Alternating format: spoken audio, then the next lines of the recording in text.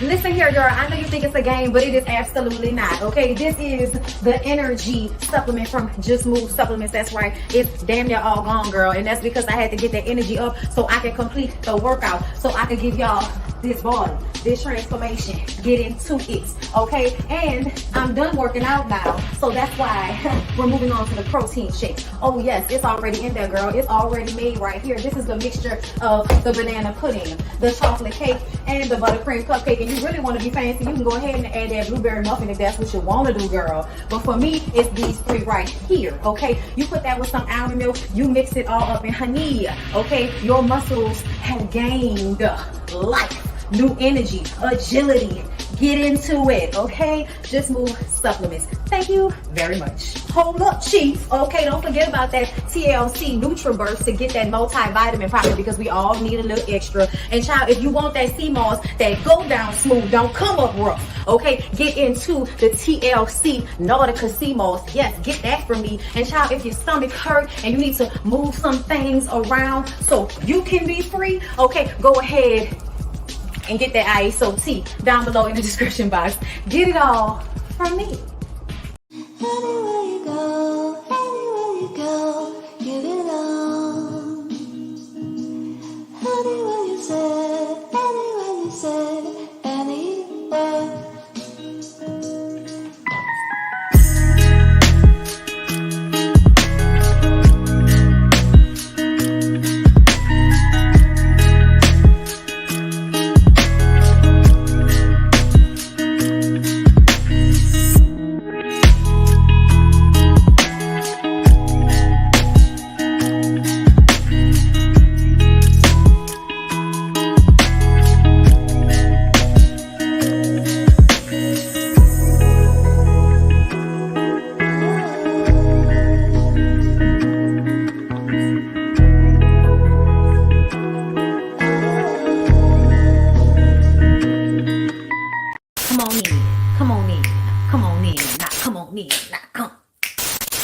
Sorry, y'all know I'm weird. Whatever. Hey everybody, what's up? It's your girl BondyBlue. So let's go ahead. Hey everybody, what's up? It's your girl BondyBlue. Okay, follow me on Instagram and let's get into the video, right? Hey everybody. What's going on, my people? We are back for another Now That We're Grown. I am so excited to bring y'all finally set it off, ladies and gentlemen. We're about to get into the thing. Girl, I have to pull up my notes. Before I get into it, I would like to remind everybody to go ahead and sign up for Reset by Design Wellness email group or whatever, so that y'all can find out for the Bali trip, because y'all know we're going to Bali next year in 2025, right? Thailand is only a couple of weeks away. I'm so excited. Girl, y'all know my birthday Sunday. Oh my God, I turned 36. Let me hold up another one for me. Okay, wait, hold up. For me, girl, I had to push myself to the side a minute. What's going on, everyone? Hi. It's so good to see you guys. I'm so happy that you're here. We're going to get into the thing, girl. I am excited about my birthday. I'm excited just in general. And I can't wait to get into this content, girl. Talisha Conklin, thank you so much for becoming a member of my channel. Greatly appreciated. I appreciate you. Okay, y'all know how I love for white men to be screaming for me. It's my birthday Sunday. That's all we're gonna be doing all week is in.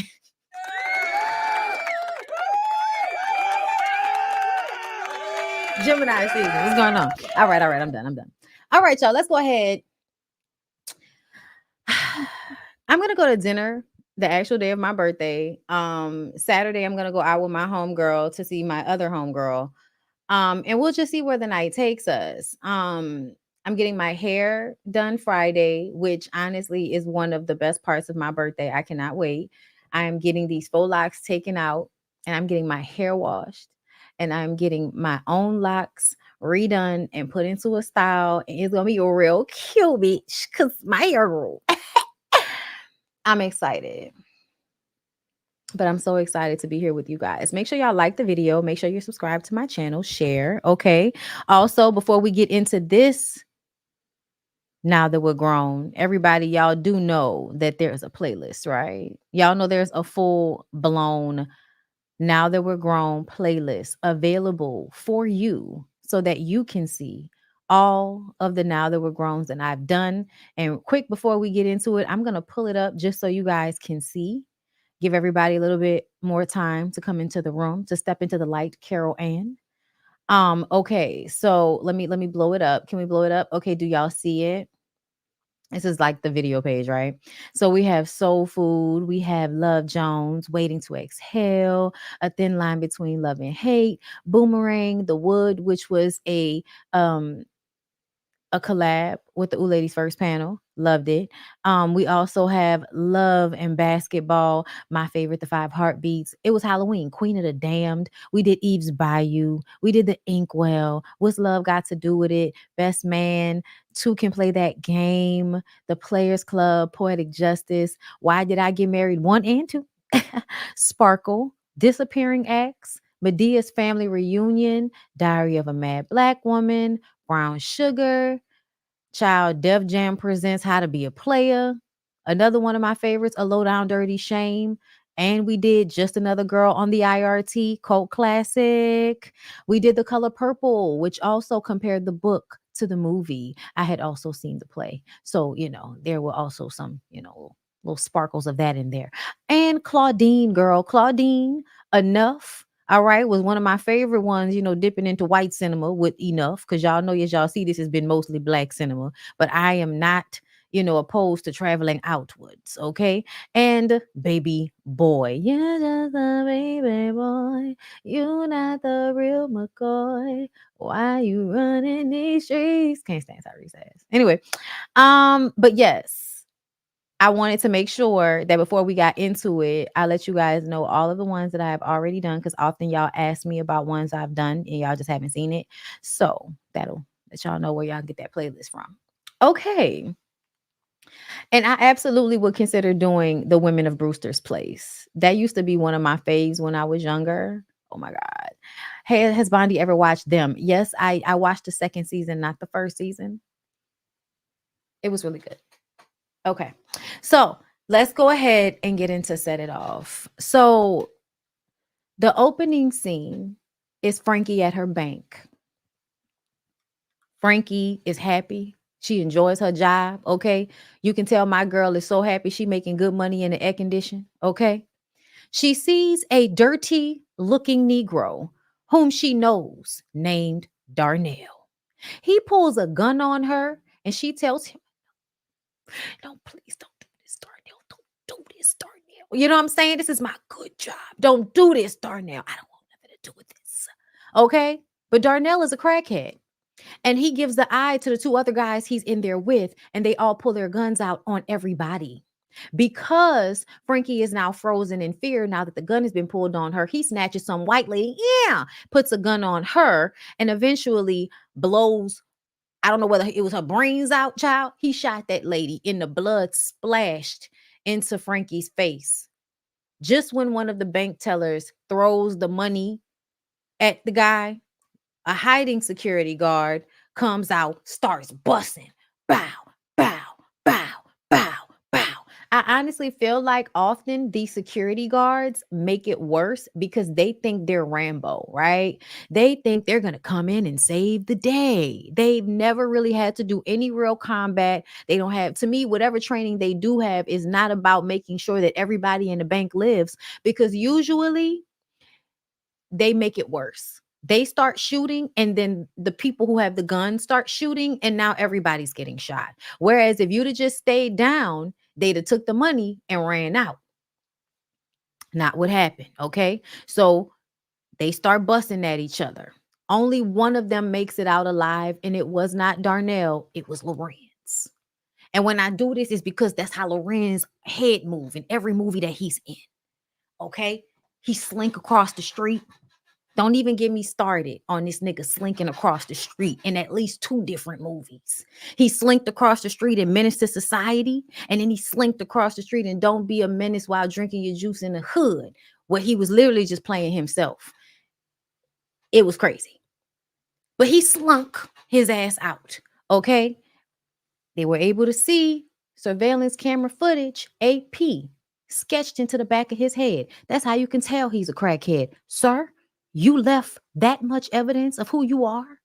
You are one of the only people. Like, do you not know that they're going to see the back of your head? They're going to be like, AP, database, or let's ask some other Negroes. Hey, Negroes, what's this? Somebody's going to be like, give me $20 and I'll tell you. The cop's going to begrudgingly pull out the $20 bill, hand it to some old crackhead. They're going to be like, that's them people projects over there. A whole bunch of them fools got that shit on the back of their head. Thank you, sir. Good day.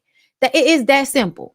It's that simple. But apparently Lorenz and the rest of the crackhead homeboys that decided to go and rob Frankie's bank weren't thinking about that.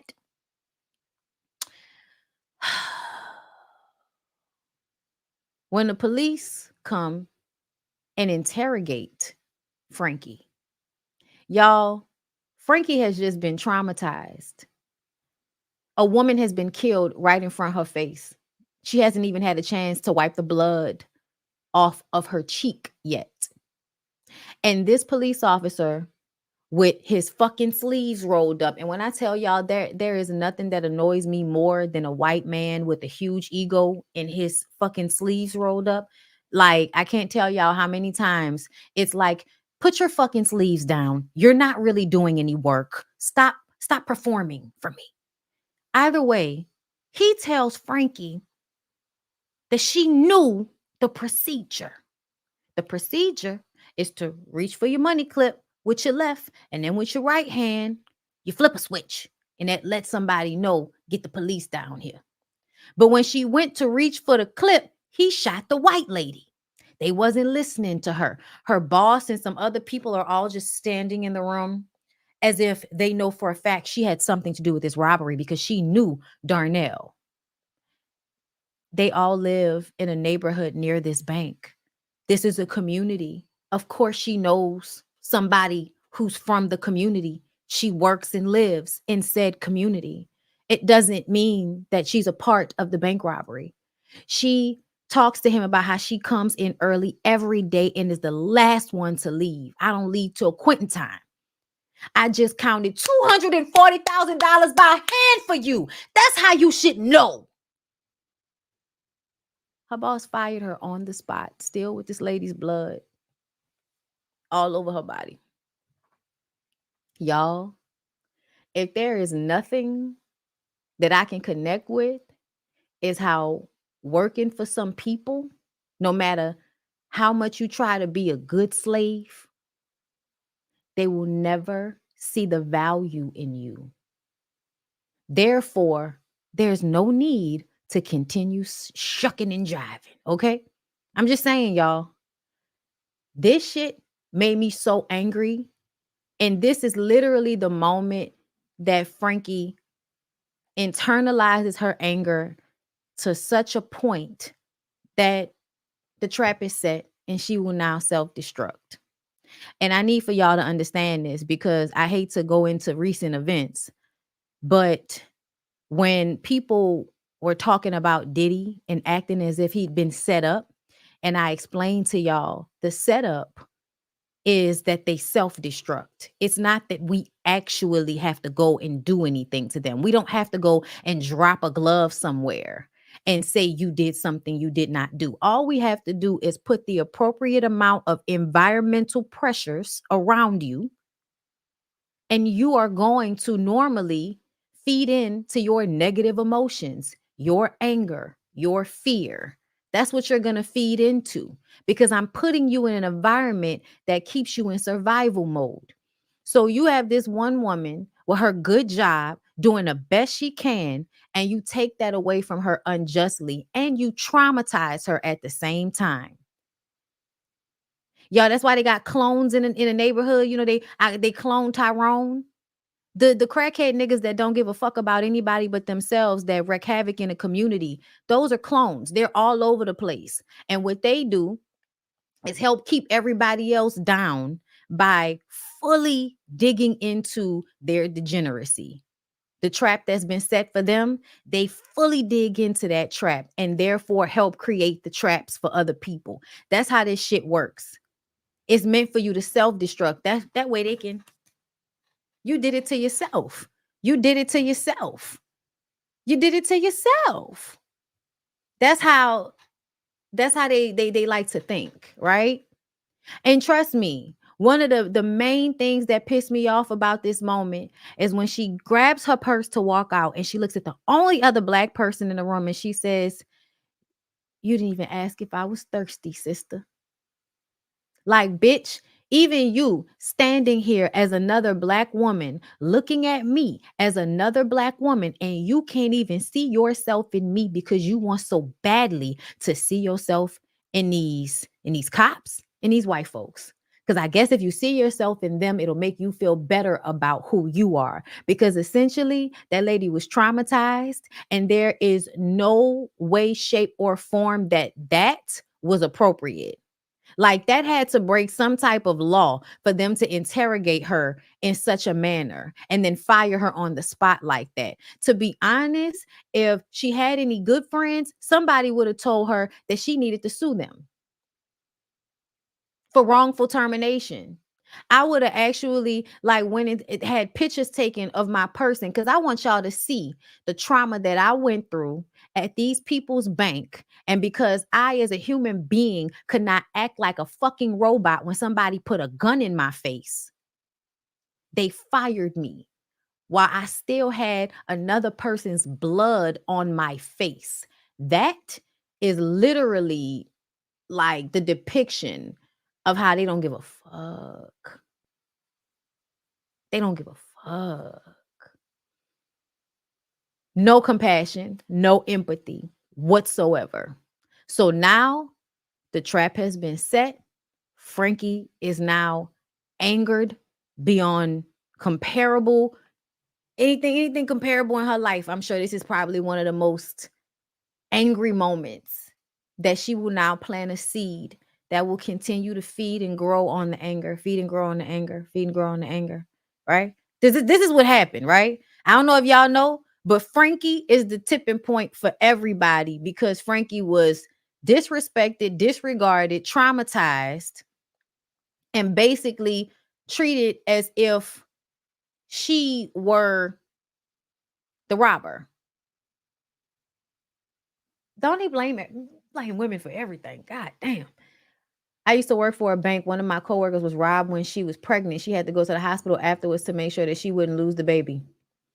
Like, because that's how traumatic that is. Yet they're blaming Frankie and firing her and reprimanding her.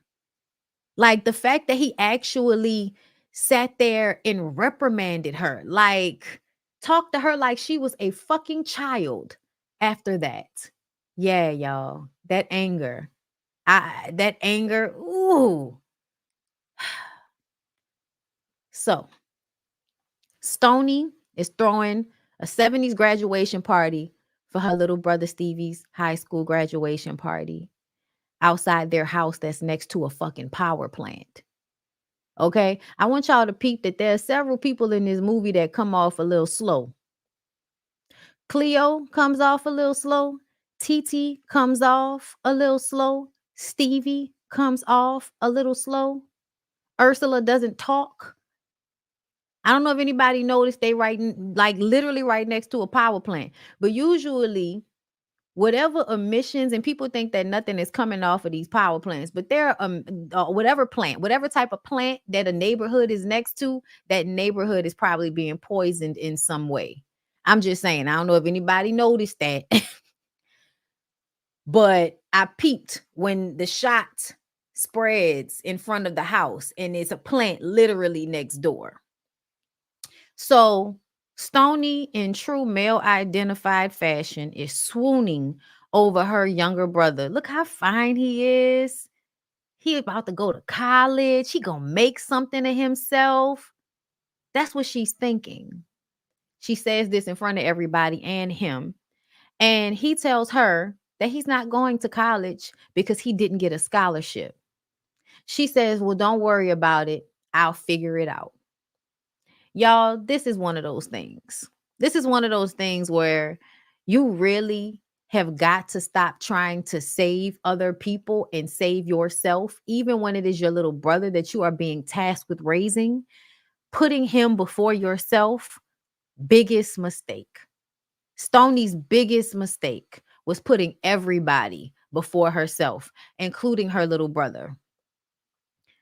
So Stoney, Cleo, and Titi work for Luther's cleaning service. Luther's old disrespectful modern day overseer bitch ass. Okay.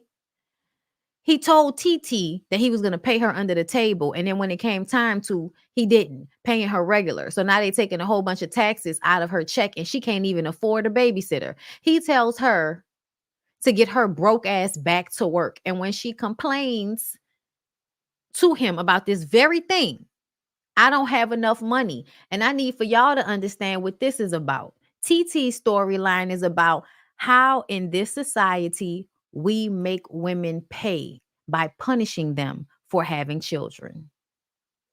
That's what this is. Oh, you can't afford childcare and your child ends up getting hurt on the job. Oh, we're going to take your kid from you instead of light bulb providing you with some goddamn childcare. It is because the whole system is put in place. Even though it looks like it's supposed to be helping you, it is low key there to keep everybody in check. And it's also there to make sure there's a steady line of people going to the places that they want people to go. Y'all want kids to go into foster homes. Y'all want, people to go to jail. Y'all want people to go into the, industrial prison complex. Child, some of these authorities are the best ways to get people down these roads. Cause think about it. Like y'all really took that lady baby away from her over an accident. Talking about neglect in a society where she can't even get paid enough to pay for childcare. You're punishing her for having a baby. That's what you're doing. That's all that is. We're gonna punish you. Make sure you live in poverty. And then when you don't have the things you need in order to live and create a healthy life for you and your baby, we're gonna fault you for it. Even though all of the factors involved are environmental and outside of yourself. Okay? Just saying. Peep that shit. But everybody is basically being pushed into a trap, a hood trap. And it's how they either get out or don't get out that basically sets up their life. Like what's gonna happen to them? You gonna live, you gonna have a good life, or you gonna die in this shit. And a lot of the trick is making people feel like they don't have a choice. The hood is where they from, and that's where they're gonna stay. That's a trap. You need to leave, even if it's to leave to get away from it so you can see something different. Maybe you can go back and be different, change something, help something, maybe. But thinking that you have to stay somewhere simply because that's where you from, that shit is detrimental as hell. Okay? That was something that I heard Cleo say during one of these scenes. Feeling like you can't get out and there's nowhere to go means you are willing to die. Like they basically was on a suicide mission. Life had gotten so bad for all of them at one point or another that it was like, well, if this very bad plan doesn't go well, at least I'll just die and I won't have to stay here and continue to fight because I'm already tired and I'm in my fucking 20s. Hood life, street life, better run and hide, street life. Okay, for a nickel or a dime. So the cops are still looking for the bank robber that got away. And they saw the AP cut into the back of this nigga's head. And so that gives them the place to search.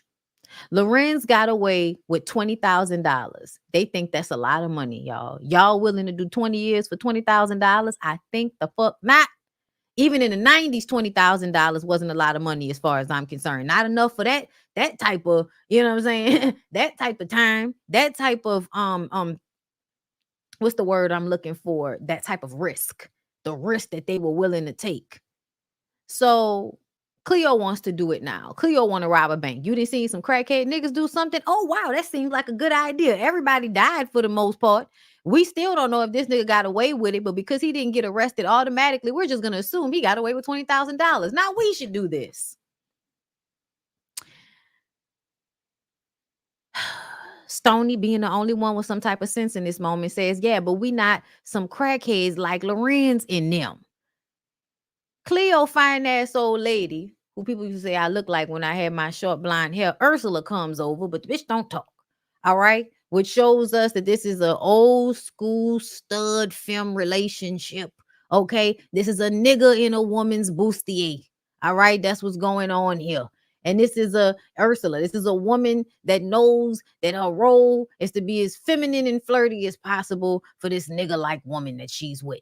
Okay, child, these relationships are toxic and abusive. They didn't get into that, but these relationships are toxic and abusive because especially stud women growing up in the hood, child. First of all, you have to prove yourself not only to the women in your community because they probably have a lot to say about how you show up in the world, but then you got to always be proven that you're not to be fucked with by some dude.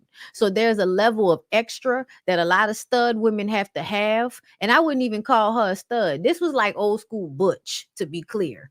Okay, her big titties didn't mean a goddamn thing, and I don't know why, but when I was coming up, all of the butch queens used to love to be out there with no bra on. Bitch, you can't be outside in a beater with no bra. You have big ass titties. Like, what's going on? You know what I'm saying? But this is the shit that I would see out there in the world when I was coming up. You know what I'm saying? Around the gay people, being around the family and stuff. Okay, so.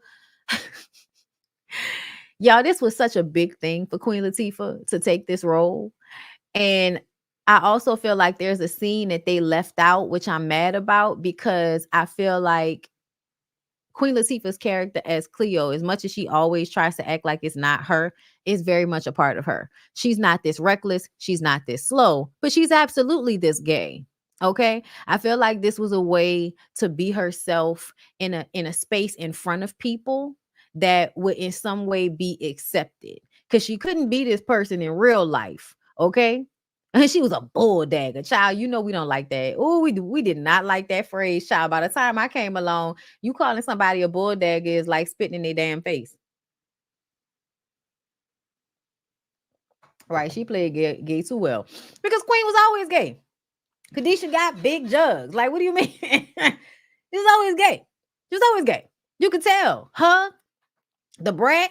I don't care what MC Light's talking about. You know what I mean? Because MC Light like to play games, but you know, we go through our ups and downs. Sometimes you want to be with a man. Sometimes you want to be with a woman. Sometimes you want a pickle. Okay. Sometimes you want a taco. Who knows? But either way, this role for her, even though she was saying it's something so different from herself. Yes, we all know that Queen Latifah is, way more STEM. Like, she's a heavy chested, tall, strong body woman and everything, but nobody's roller rat plucks like Queen Latifah. Do you hear me? Okay. My girl stays giving y'all the looks. Okay. Now she ain't do that good on the Met Gala this year. I saw that. I was like, ah. But at the same time, Queen be on her shit no matter what. Dana be on her shit no matter what. Okay. But either way, seeing her in this role back in the day, the gay girls, we needed it. We needed it. I'm gonna just be honest. Like, we needed it. And also, y'all, like, nobody wants to deal with the fact that, some of these people should have been gay too, besides Queen Latifah. I'm gonna let it go, Stony. Anyway, okay. I'm gonna let it go, Stony. Because y'all know Stony was the main character. So the main character gotta like a nigga. You know what I'm saying? That's just how it's gonna go. But in real life, on some level, Stony's gay too. Like, might be bi, but Stony likes girls, like in my mind. Okay. Wait, Bondi, are you bisexual? Well, welcome to the show. I didn't know you didn't know. Thought everybody knew. Sorry. Anyway, thought everybody knew that. Anyway, so yes, y'all, this moment in Black history with Queen Latifah playing a stud was just everything for everybody that needed to see it. I'm just gonna say that right now. Okay. So yes, Ursula comes over, but she don't talk. Then old nasty Nate. comes over offering Stony a job. And she needs an advance. And the only way she can get an advance is by giving him some pussy. So we literally, look, I'm in a bind, Nate. When I tell y'all, I wish that she did not feel the need to sacrifice herself for her brother in this way, because I'm sorry, her brother was not deserving of this type of sacrifice. The only time you should be fucking for a check, especially when it's this type of fucking, I mean, the nastiest, sweatiest, short dicking ever to be performed on television at the time. I just, ugh. Okay, and he was getting, the old nigga grunts. Huh, huh, huh, huh. You know what I'm saying? Like the color purple. Nigga might as well have had a belt hitting up against the back of the bed. I hated it. I didn't like this scene at all. And then she walked. Then the nigga couldn't even get up and drive her home. She had to walk home early in the morning the next day, giving that whole stroll back to her house. And then the scene when she goes and washes herself, and it's like she trying to scrub her fucking skin off, y'all. These moments in this movie were very important, because if you was paying attention, this taught you that having sex with nasty old niggas for money is never worth it. Okay. I know a lot of y'all that feel like it may be, but child, this was one of them lessons that I was like, yeah, nah, I'm good. I don't ever. Okay. Thank God for the old boy, because when I tell you, I will live in the projects. Okay. Before I ever let some nasty ass old man climb on top of me and do his business for $2,500. Okay. But she got the money. The next day, Frankie starts working with them at Luther's, right? Cleo got some weed. Y'all, one of my favorite songs of all time. Okay. Now come into my world and you can see that we are more than thugs, more than thugs, more than thugs, we're more than thugs. With just a little twist of harmony, but smoking lethal warriors, warriors, warriors, warriors. Listen, days of our lives. That's my shit, y'all. Y'all have no idea. Like, Days of Our Lives plays at least once a day. Like, if I'm really being real, it literally gets played at least once a day. Okay? Listen. Boom, boom. Don't, because I'll play it, and I don't want to play it because I want this video to be monetized. Okay? In the studio, y'all know we roll hydro every time we rhyme. My mind, look at me deeply in my eyes. I rise to the top of the game. Listen, do you know how hard it is to rap Bone Thugs and Harmony? A lot of these niggas earn with the money that I earn when Burns will come again. That Mag 10, nigga, this month with me and my friends, rolling. I told you, keep putting on pat, go pat, put it on the ground, your bone, yeah, we take it down. Listen, I'm not gonna do it, but y'all know that's a song that's playing while they rolling the weed, right? And smoking, and they have that moment where they all just kind of, you know what I'm saying, smoking and talking, and this is literally the height of the day, where the women can come together and laugh and smoke of the ganja and express their feelings while looking over the hood next to the chemical power water plant, whatever the hell. Okay. Y'all, Frankie says they need to rob the bank, but Stony tells her, man, ain't no need even talking about that shit no more. And Frankie was like, bitch, who gonna tell me? Who gonna stop me? Bitch, who gonna check me, bitch? I'm gonna talk about what I want to talk about. And Frankie, yeah, say Frankie's serious, y'all. Stony was like, whatever, nigga. And then everybody busts out laughing, right? But Frankie is serious. This is the moment. It's been clocked. Okay. So the only thing we need is for somebody else to be in a dire situation. And this shit gonna happen sheer force of will at this point, right? They want this to happen. They've said it repeatedly. They just needed everybody to be in a space where they were gonna be desperate enough to say yes to it. So Stevie tells Stony that he didn't get into UCLA. Now, mind you, he could have told her that at the party. He could have told her that at the party, that I didn't get into UCLA, but he waits until she comes home with the check for selling her body to Nasty Nate and tells her that he did not get into UCLA. And this is me. Why didn't you ask him for the paper? Why didn't you ask him for confirmation? Why were you just trusting everything that Stevie was telling you, Stony? Why? because you're being delusional. Because instead of betting on yourself, you would much rather bet on your little brother who's obviously slow and you just can't seem to see it. He said, what if college life isn't for me? And decides he gonna take his ass over there to the projects to go see Lorenz for some damn champagne. A bottle of champagne. Niggas with the instant gratification. You want to celebrate making it out of high school, even though you ain't about to do nothing with your life because you don't want to go to college, you don't want to go to school.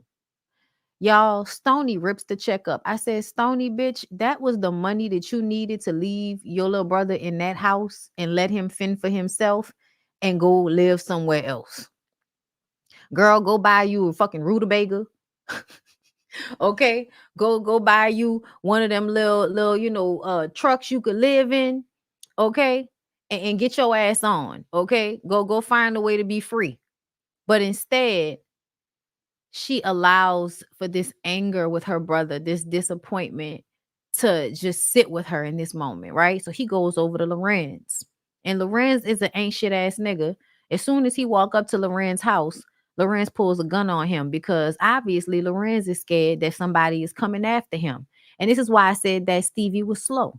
So you heard about the bank robbery. Everybody knows that Lorenz just robbed the fucking bank. Everybody. And you decide to go over to his apartment in the projects because you think that's fucking safe for a bottle of champagne. Then you sit down in there and you tell him that the AP on the back of his head is fire. So Lorenz, being a snake ass nigga that he is, who I think called you over here just so he could set you up to make it seem as if it was you, because he knows they clocked that shit on the back of his head. So he tells his girlfriend, okay, shout out to our girl, yes, Natalie DeSalle Reed, R.I.P., who had just finished doing her fucking nails, okay? He gonna tell her to go and cut the AP in the back of the dude's head. And she the only smart person in the room. She like, but he don't even live here. Man, bitch, take your ass, go do what the fuck I told you to do. This is how y'all should know. Don't ever let no nigga talk to you like this. I know y'all be in the hood and y'all think it's cool for a man to be calling you a bitch and talking to you crazy and all of that. He not supposed to talk to you like that.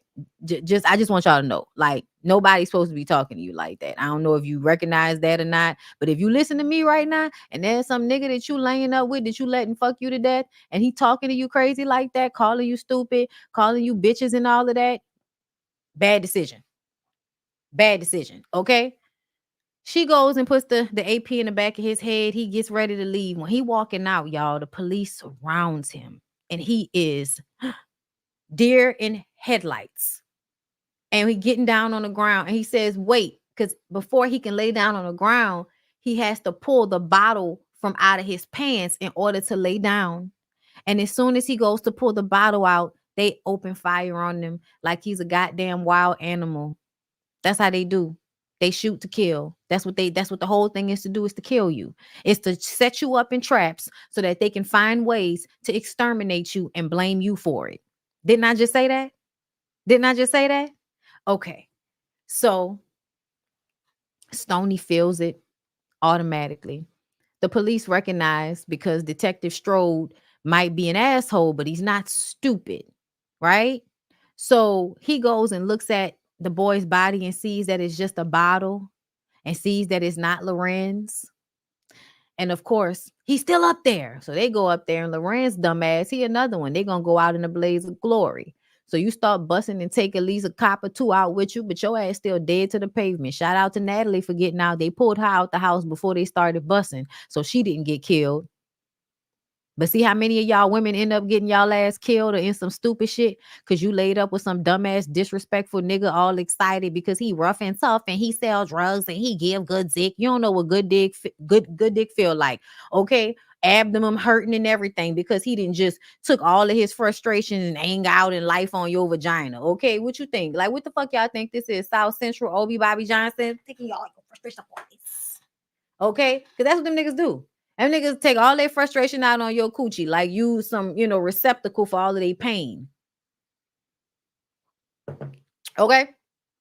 But either way, y'all, Stony run up. And it was the running up and the, like the breath of it. Like the the way, I mean, y'all, this was them bitches, some of them bitches best acting. Do you hear me? Every single one of these women in this movie, this was when they was showing their goddamn chops. Cause I mean, she was like, "What did you do? Like, what did you do?" And and the cops knew they fucked up. So all they could do is just stand there with this indignation, knowing that you ain't shit, but low key having an ego like you can't be humbled or actually show that you are sorry for what you've done. And a part of that is because they're not supposed to act sorry. They're not supposed to act sorry because then it would be like they did this shit and they should be punished for it. Actually being sorry for something means that you should be punished for what you did. So that's why you never see these cops say they're sorry or show any real sympathy or empathy for victims or their families after y'all have tragically killed them, right? So, y'all, the scene, and I got it down here. This is the moment for me where the Cleo thing, the connection between Stony and Cleo happens, right? Cleo is the one whose rage is radiating off the screen. Okay, my girl just, I mean, her hair ain't even braided. She just threw her shit in a ponytail and came out here at what is it, dusk? Okay, like whatever the dawn, dusk, child, it's dawn. At dawn, okay, we out here at dawn. Okay, it was nighttime when we came out here. It's early in the fucking morning. Put this shit in a ponytail and came out here. What's going on with my girl? Okay, Stony is distraught, tries to attack the police officer. They pull her back. Cleo took the fucking car, snatched that shit out this motherfucker's hand. Okay. Now we ride out at dawn. Y'all, there's a scene they cut out where Stony is at her house and she's throwing up, just throwing up, throwing up. And she comes out and she's like, I saw him in the bathroom. And you know, they got liquor, so you could tell she's been drinking, but she's also been like purging out of, you know, grief. And they was like, somebody got to stay with her. And Cleo says, I'll stay with her. And when she comes in and Cleo just kind of holds her. And I was like, man, like they really should have kept that scene in because I feel like it added heart to her character. And yes, we felt that heart and we saw it at the end of the movie, but I think it was more important to see it at this point because of the way their relationship took that turn eventually when they got into it, and we'll get into that. But I think when we are layering personalities like this, it is so important to show people in their full spectrum. And Cleo had a motherly quality to her, even with being the aggressive one, the one that is here to low-key protect everybody, also low-key crazy and reckless like a young man, like a crazy young nigga. That's the vibe that you would get from Cleo. But there's also a mothering and a nurturing and a caring part of her that I think they really missed when they decided to take that part of the movie out, that little scene right there, because it showed that Stony had somebody to fall on when she needed somebody, which when eventually she pulls that gun on her, I feel like that's what makes you understand how fucked up that was. Because it's like this relationship is something that is a nurturing relationship for this person and then turn around and put a gun in your face. And can I tell y'all how reminiscent that is of a lot of lesbian relationships? And that's why I said in real life, for some reason, it feel like even though they were trying to create this sisterly vibe with Stony and Cleo, if we were in 2024 or whatever, if we were in more recent times, Stony and Cleo probably would have went together. Like that's how I feel about the way they were relating to each other.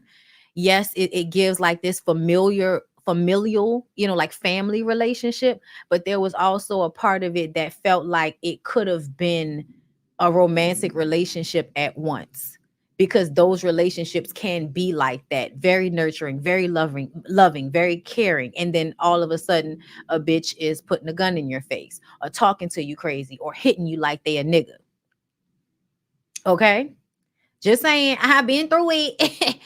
Anyway, so I'm just saying, y'all, you gotta, you know, think deeper into these things, because y'all remember in the 90s, even Cleo playing this role was such a huge thing. Like Queen Latifah had to tell her family members to prepare themselves for how they were going to be talked to and talked about because of this role.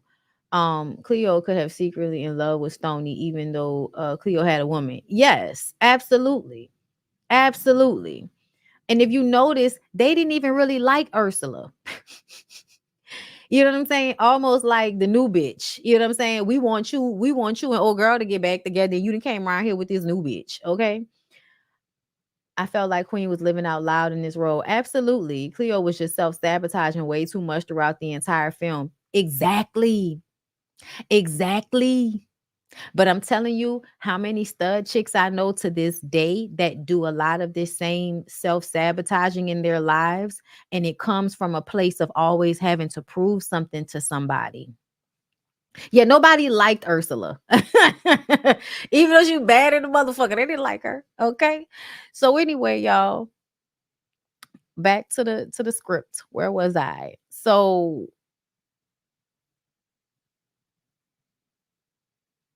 mm, okay. Frankie convinces them to case the bank, and Stony goes in with Titi and ends up meeting the banker Keith, right? And to me, Keith is when God is trying to tell you something. You know what I'm saying? Keith is when God is like, listen, this is a way out. Because I don't think that Stony recognized her brother's death was her freedom. She did not realize that at the time. And that's because we often have a very bad relationship with death. But a lot of times, people's deaths can be freedom for the people around them. So this was really the opportunity for her to move in a different direction. But because of her attachment to her homegirls, the only people she had left after all of this, you go down the wrong road. But to me, Keith was her way out. He asked her out on a date. And they get back to Luther's, and TT has to bring her son with her. And her son gets into some chemicals and ends up hurting himself. They have to take him to the hospital, and social services takes him from TT. And we all were so pissed off by this scene because, as I said, because this is the pressure that gets TT to rob the bank because now she needs money for childcare. But this is what y'all do. Y'all put people in ghettos, liquor stores, churches, no jobs. You give them low paying jobs to keep them in these environments. You highly police them. You put a lot of vitriol and negative emotion into their communities by way of police officers, by way of neglect. You don't put much effort into the schools. And then when things are happening to these people, nobody is showing up to help them. So do you know what ends up happening? That's why hoods are full of negative energy. It's purposefully done like that. Like they're purposefully putting negative energy into your community so that you will then be negative in your community. That for their way, I mean, that way you will self-destruct, is what I'm trying to say, right? I don't know if y'all peep that. But the TT situation is a huge example of how y'all blame single mothers for everything. But essentially, environmental factors are the reason why a lot of these women end up in these situations like they do. You don't want to teach them. They're a little slow anyway. You don't teach them about education or sex. You don't want to teach them about their bodies. So they're ignorant of it. And then you leave them in spaces where their vibration is always low. Everybody's always depressed. Everybody is always in anger or depression in the hood. Y'all know this. And so what ends up happening is people look for instant gratification. What feels better than sex? To the girls that's not gonna get into drugs, they're gonna fall in love with a nigga they're not supposed to fall in love with, and they're gonna have sex unprotected because they don't know anything about their bodies, and then they're going to get pregnant. And they are already living in poverty. So how are they gonna take care of a baby with that added, poverty situation on top of it? Then the nigga's gonna run away. He's not gonna help, and that's gonna leave you to have to take care of a baby by yourself. Now, either you're gonna, become this asexual, mechanical mammy so that you can take care of your baby and then possibly just go ahead and feed him to the streets anyway, because that's a lot of the time what happens. Or you're gonna do something to try to get yourself out of this situation, but you don't have any good ways to do that because you don't have any access. So you'll end up doing it in a bad way, and that will end up trapping you as well. Then we can take your baby and put your baby into the system and, maybe sell your little cute black baby to somebody that wants to take advantage of them. You know what I'm saying? This is why we need villages. I am like, this is especially why villages and community and people taking care of each other in the community is more important than having a mother and a father in a household, because you cannot keep people places where they don't want to be. But what needs to be built is the infrastructure of, this is the community that we build in, this is the family that we have. So I may not be able to be here like this, but I can be here like this. If you take some of the pressure off of the idea that we're all supposed to be nuclear familying in it, you know what I'm saying? Two people in a household forever and all of that. If you take some of the pressure off that, it may make it easier for people not to always run off. Okay. TT was not slow, just not hardened by life yet. Like no, yes, she was. Yes, she was. I know you want to act like she wasn't, but she could barely, like, she was. Like, she's one of those girls that, something probably happened to her early on in life. So there's a stunt in growth, the lack of being able to verbalize. Like, her TT's character in this movie makes me think about her character in Beloved. Do y'all remember? Just a little bit more. But TT was absolutely giving, short bus energy. That's no disrespect. That's how some people are. And we are not in a society that helps people like that flourish in a way that they're supposed to. So it's no blame of their own, but it's definitely a disconnect in what is real. It's an easier way to be delusional and not see things clearly. Because if you already have CPS on your back, why would you think going rob a bank is the way to handle the situation? You know what I'm saying? Like, not TT was very unfast, girl. I cannot. Why you made me laugh? But Frankie uses this as an opportunity to pressure TT into robbing the bank. So Cleo goes to Black Sam, Dr. Dre, and they get the hook up on the guns. Now, he was asking for her to hook him up with Frankie, and I just wanted to clock how easy it is for men to try to purchase women in different ways. You know what I'm saying? Like, remember that conversation that Fat Joe told us about with Mike Tyson and Remy Ma? Like, that's what I thought about in this scene where he's talking to Cleo about hooking him up with Frankie, and Cleo's like, "Nah, man. Okay, we'll get you your money. That's it." And this is another moment where I appreciate Cleo for not being such a male identified, lesbian woman. I'm about to say the D word, but I didn't want to say that. But because there were women, there were male identified butch stud queens that, in order to fit in with men, would sell out the women around them.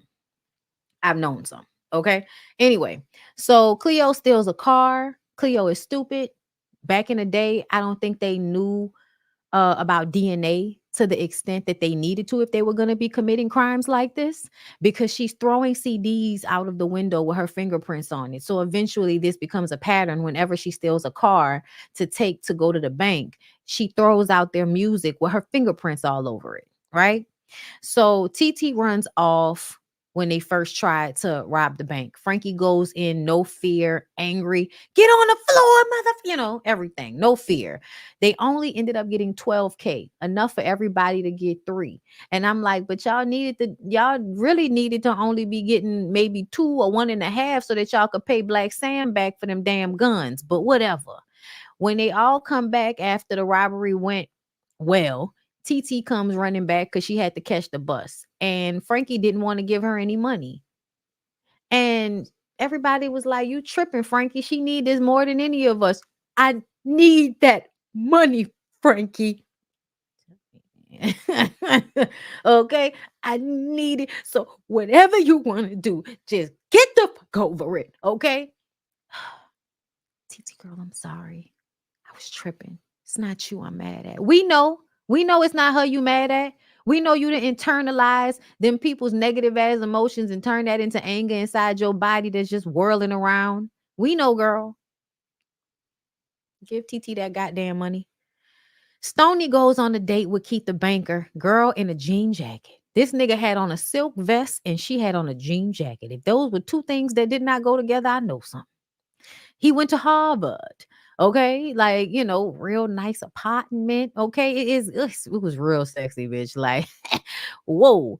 Okay, she doesn't think they have anything in common. We have nothing in common. But they laugh and go back and forth, clown each other a little bit. And they go back to his place. And one of the things that I clocked that she said, "Do you feel free?" He says, "Yes. Of course I feel free. You know, black, beautiful, money, educated, doing well for himself. Why wouldn't he feel free? He has a leg up in this matrix." Right? But her as a woman, she feels trapped, very much caged, right? And they talk about aspirations, and he's like, "So where do you see yourself in 5 years?" This is somebody that's thinking ahead. Nobody around her feels like they have the luxury to think ahead. They can only live day after day. Okay, day after day. We're not gonna do it. But she does tell him the plans that she had for her brother, not the plans she had for herself, but the plans that she had for her brother.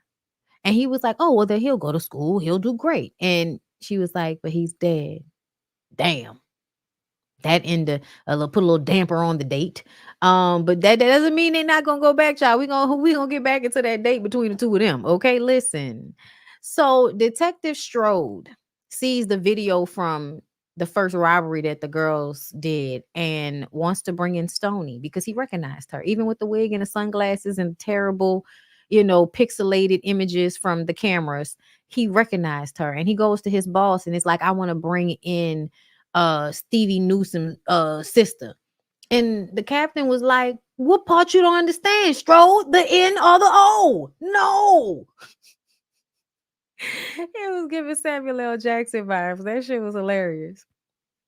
So Cleo has stopped going to work since they did the bank robbery. Really, bitch, $3,000 and you just stopped going to work? They go back to her garage and she laid up with Ursula on some gay shit. Y'all know this was the lesbian's favorite scene, bitch.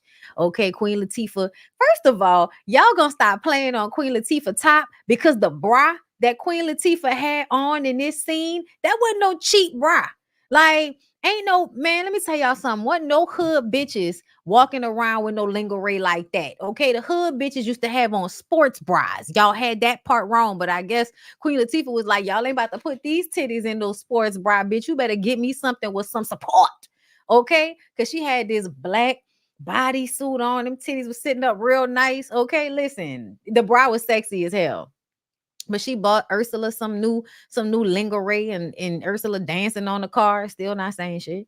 And they come in like, "Girl, what are you doing? We were supposed to be acting like nothing was happening. You need to take your ass back to work and stop tripping." Child, Cleo not trying to hear that. Cleo says Luther can kiss her ashy kneecaps. Stony says, "Well, listen, I'm not robbing another bank." Cleo then decides to put her gun into Stony's face because she said, "What you mean? You not doing another bank?"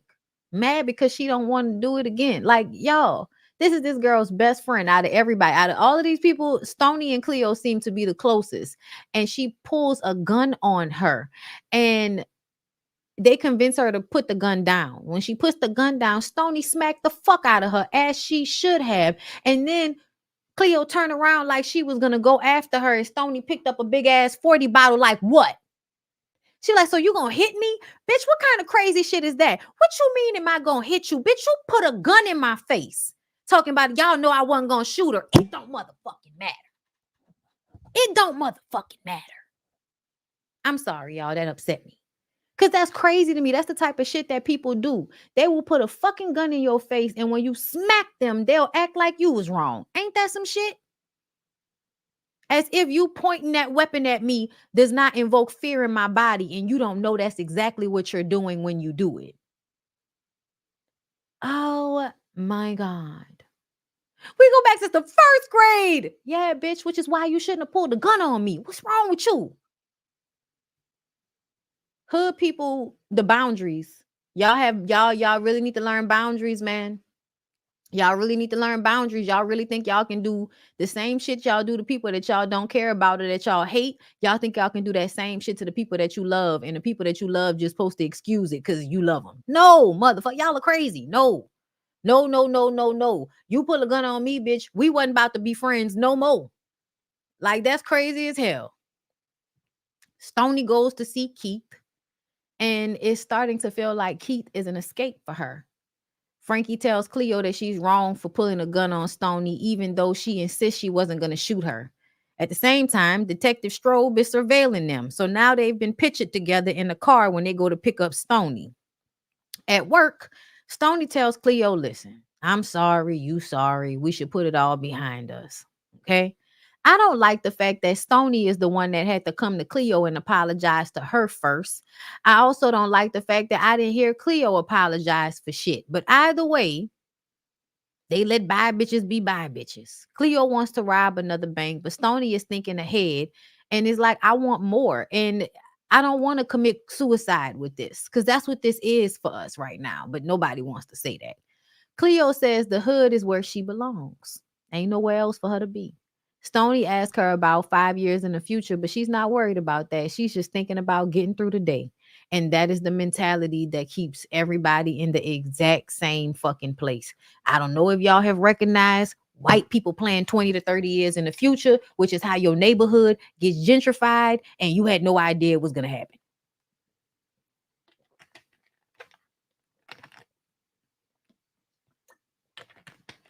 I'm just saying.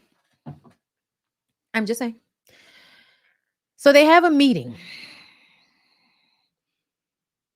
Meeting of the Dons. Do you agree? No more funny lingerie for your girlfriend. No more pulling guns on Stony or the Bronx. Do you accept the rules your godfather has put before you? Everybody, they agree. Cool. We roll on.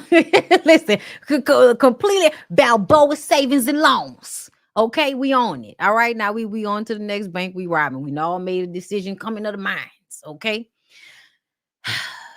so they go in clean, right? Everything is perfect this time until Cleo busts through the wall with the getaway car. I'm like, bitch, y'all are doing too much. I don't know how else they was gonna get away.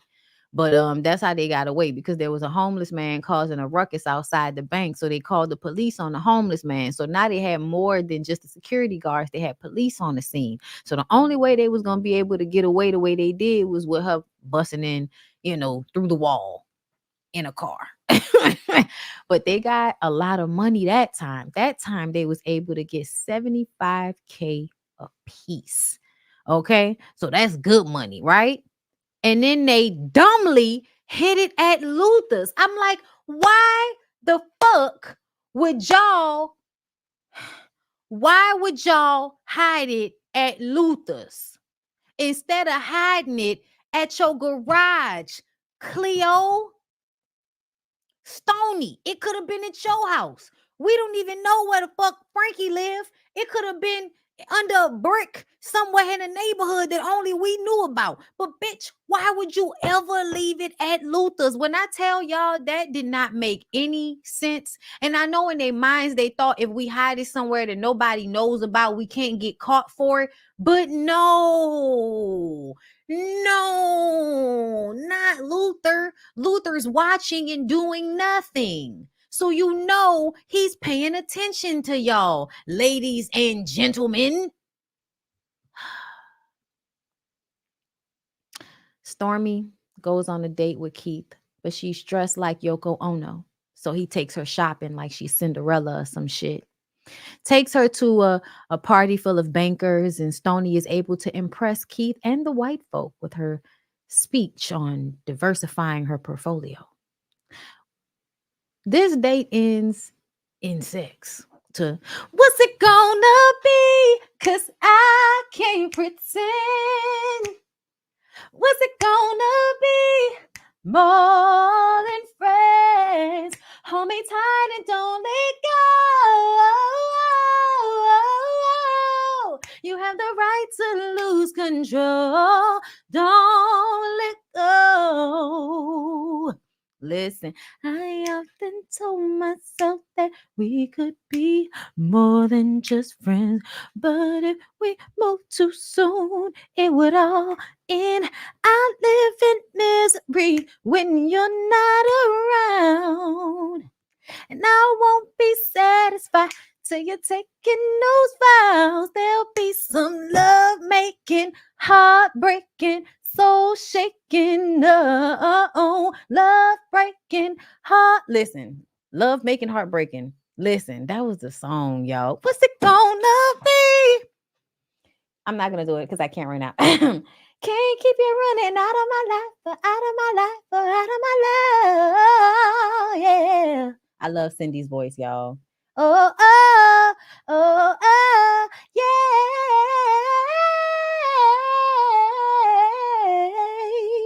You got the right. You got the right. Girl. But listen, all of that singing and shit, yeah, that's cute. But the scene, I don't know if y'all were paying attention because the way Gary and them directed this scene was very, very nice. Okay. So, first of all, she laid down and he oiled and massaged her back first. And then he got into some extra shit. So, this is some sophisticated shit, right? This is low key BDSM type stuff, but like it's not, but it low key is, right? He took his chain off and dragged it down her back. Girl, like it, mm, it was given. It was given. Like it's giving. Little hood girl ain't really been shown much. Had a lot of rough and tumble sex experiences, and you find the refined man that is trying to show you what life can be like in the future. He smells good, he has money, he knows fine wine and dining, and then he also knows how to do some freaky shit that's sensual and only about your pleasure. Bitch. Girl, Stoney, you shouldn't have been robbing no more banks. Okay, listen. This make me go, we'll watch the Jason's lyric one I did. I ain't never seen the sunset before. It was very sensual and intimate. Yes. It was nice to watch a black woman being catered to in such a way. Girl, it was everything. I don't think I ever watched that sex scene the way I did this past time. Okay. It was good, girl. I was watching with good grown eyes this time. All right. I ain't even noticed that he slid that chain down to crack her ass like that. I was just like, whoa. Okay. Listen, he knows how to do some things. Okay. So yeah, she had the moment. I don't know why we went back to robbing banks after that, but okay, girl.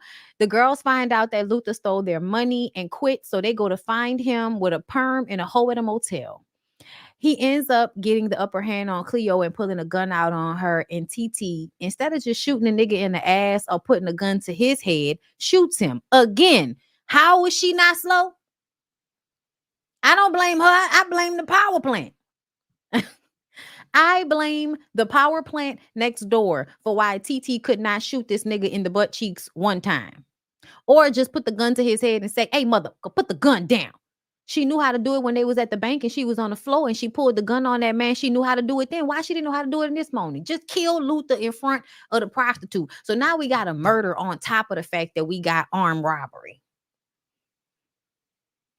And what did Stoney say? Murder is not robbery. Frankie, you said we wouldn't hurt anybody, Frankie. Detective Strode rolls up on Cleo and Ursula when they coming home from the grocery store. She does a lineup, but the witness who she told, bitch, I got your ID. So just remember, I can come and find your fucking ass, right? So they do the lineup, you know, Cleo, but Queen Latifah, bitch. Just follow the brow, bitch. Y'all see it. Y'all see it over there. Okay, letting this hoe know I can't see you, but I know you looking at me, bitch. And I still got your ID. Okay, so the lady, and honestly, y'all, the police was trying to get her. They were trying to coerce her. The police were trying to coerce that prostitute into picking Cleo out of the lineup, but she didn't. So she goes home. When Stoney finds out that she's not down for another robbery, when Stoney finds out she's not down for another robbery, right? Cleo gets back knowing that they hot and facing a murder rap, and decides to hit Keith's bank because that's the biggest bank. So they think we do this one more bank and we get the fuck out of here. When the truth of the matter is, even though they now didn't have anything left, this should have let them know that maybe they should have ran anyway. Like, just take everything y'all got and leave as a clique. Like, y'all probably could have, like, think about it, y'all. This is 4 women. TT, all you needed to do was go get you a fucking job at a McDonald's or something. Okay? Or honestly, like, child, I would have been trying to plan how to kidnap my son and get the fuck. But either way, what I'm saying is all 4 plus Ursula women could have moved, went anywhere else and joined finances and helped each other out. They could have created the tribe to help one another out in this situation. But because everybody's too fucking angry, too fucking emotional, and too selfish on some level, they can only think of one way to help each other out of this situation. And that was to be self-destructive and rob another bank. Okay. So TT goes to see her baby before her court date, and they assure her that things will be okay, which was a foreshadowing that things were not going to be okay. Then they planned the robbery at a diner. I'm like, why the fuck are y'all planning a robbery out in front of everybody? And then they didn't even have the money to pay at the diner. So they end up ditching the diner bill. Like it never made sense to me how y'all put all of the money. Like, why would y'all put all of y'all money somewhere else instead of leaving it, having it somewhere where y'all could put y'all hands on it if y'all need it? But you think I wasn't going to put at least a stack under my mattress? Like, that's crazy. That's crazy to me that they like really just could never hold on to that money. But that should have been the sign. That should have been the sign from God that y'all were not supposed to keep doing this. That was the fucking sign. You put in all of that work, and every time it was like it was gone right after. You risked so much for nothing. For nothing. Both times. Because the 12K went by fast, and this new money he took, and we don't know what he did, but he must have spent it all. Must have spent all of the money just like that. I don't know how you spend over, 200K that quick. I don't know. But either way, they're going to do another robbery. Once again, Cleo is throwing CDs with her fingerprints out onto the ground outside of the car she's stolen. The cops were literally at Keith's bank warning them that the girls were going to come and rob the bank at some point. So they all leave. Stoney calls Keith and tells him to meet her at a diner. So Keith leaves, the police leave, and then the girls roll up. Cleo tells Titi to get more money at one point. This was another thing that fucked them up because Titi had gotten the money and was running for them to leave. And this really could have been the deciding factor if Titi had left. If Titi had lived, I'm sorry. Because if they had left, they probably would have missed the cops showing up. Because right as they're leaving out, Stoney was the one that was like, don't get greedy. Let's go. Let's make it, ladies. Let's make it. A minute and a half. Let's make it. We timing it because we got to get the fuck out of here before the cops get here. But the cops were so close by that your time wasn't going to ever be quick enough because the cops was just down the street. So as they trying to get out, the cops come. And y'all know Detective Strobe knows who everybody is. So now he calling everybody by name. Cleo, Stoney, Titi. Cleo take the fucking mask off because I got the AK, right? So Stoney, he done brought up Stoney brother. So we want to put the gun down. Cleo, like, fuck you doing? TT put the gun down automatically. And then what did I say about these security guards that want to be a motherfucking hero? It's literally 2 police officers with guns on these people trying to handle this situation. And this cop comes out of nowhere. The security guard comes out of nowhere and starts busting. I told y'all, they ruin it every time. Every time less people would have died, the security guards come and make sure that more people died than was actually supposed to die. Okay? Shoots TT. Of course, y'all done fucked up now because Cleo got an excuse to open up on y'all asses with this AK. Okay? We in there. Okay? They grab TT. Frankie roll up. We hop in a car. We get the fuck. TT is bleeding out in the back seat, and Stoney like, just hold on, just hold on. We gotta drive this car, but we gotta switch cars. Car ain't fast enough. By the time they get to the car to switch the cars, TT is gone. Y'all, the first heartbreak, right? So TT's gone. They hop in another car and they give chase. They got helicopters, cops posting up all over the city trying to block them in. They end up rolling under an overpass, and the helicopter is above them. And this is the moment where Cleo does the self-sacrifice that really shows like the heart that they did not show us throughout the movie that Cleo had for them. Because it seemed like Cleo might have been one of the most fucked up people in their friend group. But this is the one that says, y'all get out. What about the money? Just take it with you.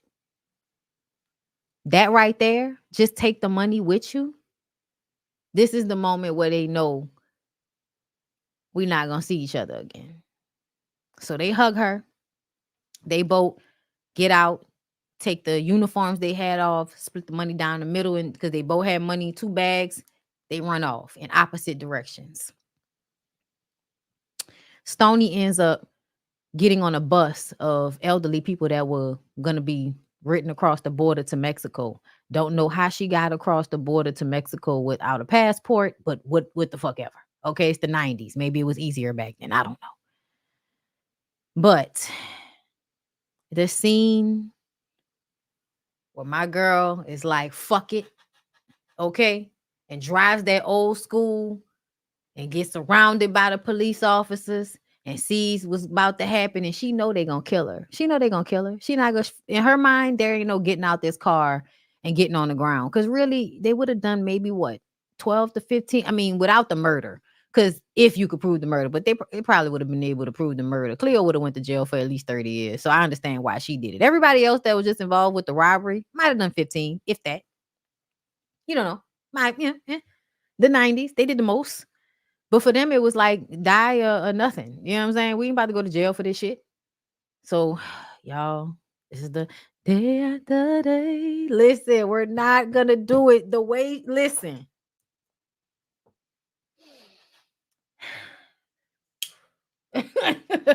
Okay, like I already know what it's about to be, man. When that cop went down, she lit that cigarette, that shit back up, you know what I'm saying, and drove through. And when I tell you they opened fire on that old school so terrible, lit that shit up. The car stops. She already shot up. But I ain't going down like that. Y'all gotta take me. Y'all gotta take me. Bust out the door with the gun. Shot spring out. But as soon as she put her arms up, they hit her up. And y'all know that scene that everybody like to make fun of. But bitch, I ain't about to make fun of it because I cry every time. Like, this is Queen Latifah's best acting, y'all. This dying scene right here, because it's how somebody would really look if their body had been shot up with bullets like that. Like, you trying to, and then fall out. Y'all. And then they catch up with Frankie. And specifically, Detective Strode runs up on Frankie. And Frankie gets to have her moment. What's the fucking procedure when you got a gun to your head? It's over. She runs. And they shoot her in the fucking back. And as they go to her body and flip her over, Detective Strode can see the bus passing in traffic. And Stoney has this look on her face like, again? Like, look what you did. Like, look what you did. Again. Because, y'all, why the fuck would they shoot her in the back? Where was she gonna run? Somebody could have tackled her. Somebody could have shot her in the fucking leg. No, they just shot her straight through the chest. There's always some police officer that feels like it's his duty to kill whatever black person is that we're on the scene with. And they just straight up shot her Just bow in the chest. Boom. She's out. And to me, Detective Strode owed Stoney that. That was his, I owe you this, so I'm gonna let you go. That's what that was. But the truth of the matter is, Detective Strobe had to tell them cops to put their guns down way too many fucking times in this scene. Hey, put it down. Do you hear me? What did I say? Put the gun down. He had to tell them to put the gun down so many times. So you know that they were going to shoot her and kill her. He just knew. It was almost like when she ran, she knew that they were going to shoot her and kill her. They could have tased her. They could have done so many things, but it was more about killing them. It's always more about killing you, getting rid of your energy on this planet in some way. So everybody's gone. Stoney makes it to Mexico. And y'all know we see the scene with her in the motel, sitting on the edge of the bed, having all of the memories of everything. So I'm missing you. I'll find a way living. Child.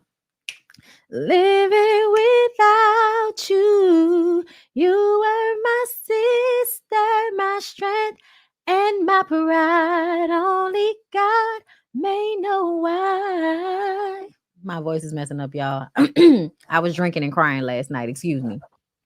But anyway, so y'all know that song. I can't even listen to that song to tell y'all the truth. Like, I can't listen to that song because that song always makes me so sad. Ella Joyce wanted to shoot her so bad. No, for real. One black lady. You want so bad to kill this other black lady. Bitch. I'm sorry, y'all. But y'all listening to Brandy and Gladys Knight and them sing. You were my sister, my strength, and my pride. Only God may know why. Still I will get by.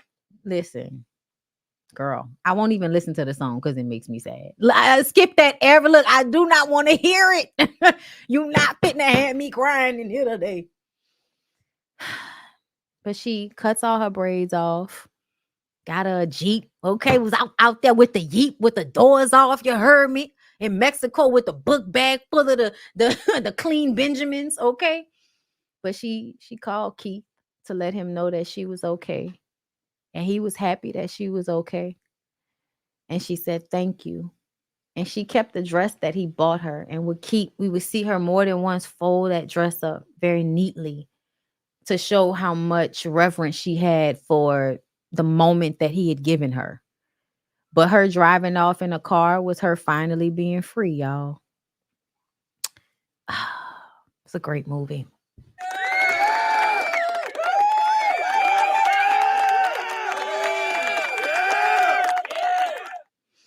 Oh, Lord.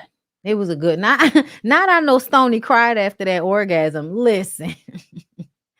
Raise your hand. Okay, listen. Thank you, Franklin Childs. Thank you, love. Happy birthday. Enjoy yours. But thank you. I appreciate that. I will. Thank you, Miss Monica, for the birthday wishes. Hey, one time for the birthday, bitch. Hey, one time for the birthday.